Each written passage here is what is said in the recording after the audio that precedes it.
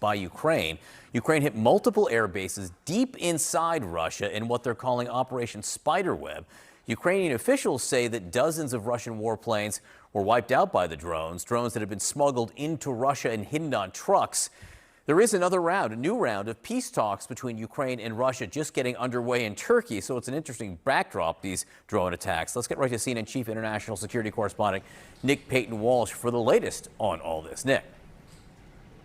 Yeah, extraordinary how deep inside Russia this daring, sophisticated Ukrainian attack took place, hitting an airfield halfway across Russian Siberia at one point and up near the Arctic Circle too.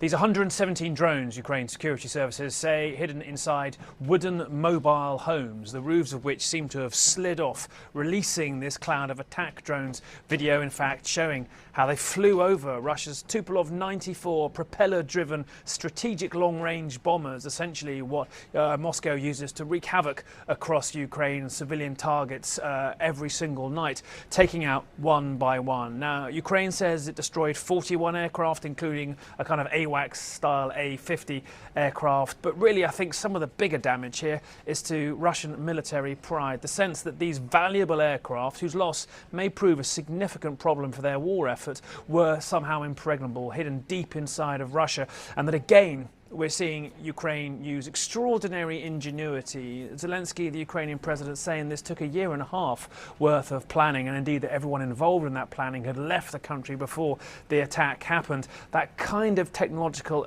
advance being used to strike a heart at the Russian military beast that likes to portray itself as being impregnable. Here's what President Zelensky had to say at a summit with his European allies in Vilnius earlier today about the attacks.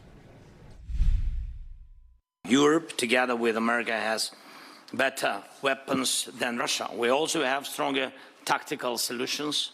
Our Operation Spiderweb yesterday proved that.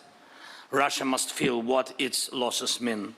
That is what will push it toward diplomacy. And when Russia takes losses in this war, it's obvious to everyone that Ukraine is the one holding the line, not just for itself, but for all of Europe.